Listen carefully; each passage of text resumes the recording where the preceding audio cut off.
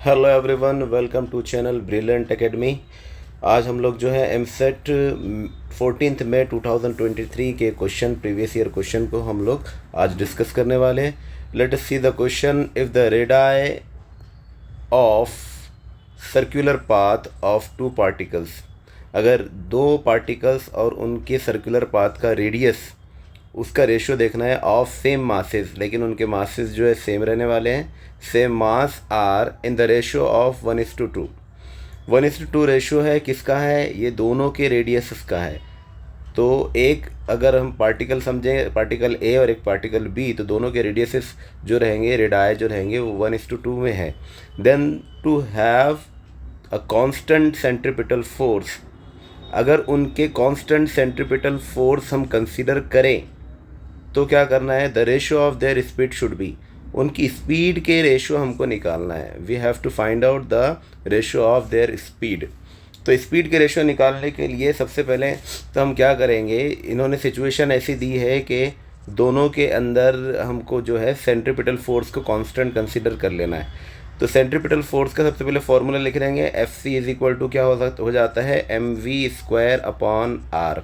F C is equal to होता है M V square upon R. Therefore F C one is equal to हो जाएगा M one V one square upon R one. इसी तरीके से F C two हो जाएगा M two V two square upon R two. और यहाँ पर उनके रेडियस का रेशियो मिला है हमारे पास। तो पहले है R one upon R two is equal to, मैं लिख सकता हूँ यहाँ पर 1/2। इसी तरीके से यहाँ पर गिवन है कि m1 is equal to m2, दोनों के मासेस सेम है। तो जब ये सिचुएशन हमारे पास है इनकी वैल्यूज़ को, और लास्ट में उन्होंने कहा कि कांस्टेंट सेंट्रीपिटल फोर्स जो है अगर ये कंसीडर कर ली जाए, तो कांस्टेंट सेंट्रीपिटल फोर्स को कंसीडर करना है तो बन जाएगा ये Fc1 is equal to Fc2। ये कंडीशन अगर हम यहाँ पर अप्लाई करते हैं तो हमारी इक्वेशन चेंज होकर क्या बन जाएंगी? अब m1v1 square upon r1 is equal to m2v2 square upon r2। और जब m1v1 स्क्वायर और m2v2 स्क्वायर अपॉन r2 देखते हैं यहाँ पर, तो इसमें m1 और m2 की वैल्यू सेम है। तो यहाँ हो जाएगा m1 है ना v1 स्क्वायर अपॉन r1। इसी तरीके से m2 की जगह भी लिख देंगे m1 v2 square upon r2। और ये जो है दोनों तरफ के मासेस कैंसल आउट हो जाएंगे।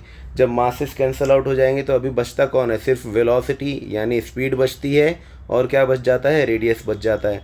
तो अब स्पीड के फॉर्म में हमको आंसर निकालना है, तो हम ले लेंगे v1 square upon v2 square is equal to r1 upon r2। ये स्पीड के फॉर्म में हमको इक्वेशन मिल गई। और r1/r2 की वैल्यू हमारे पास ऑलरेडी गिवन है। इसी में हम क्या वैल्यू पुट कर देंगे? r1/r2 की वैल्यू है 1/2।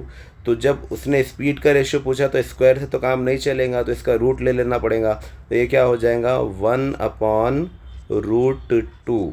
1/√2 शुड बी द आंसर। तो I think option B is there.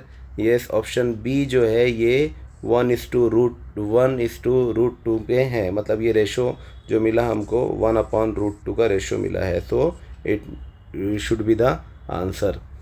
Okay, I hope आपको ये वीडियो समझ में आया होगा। अगर समझ में आया तो चैनल को लाइक कीजिए, है ना, उसको वीडियो को शेयर भी कीजिए और चैनल को सब्सक्राइब भी कीजिए। Thank you so much.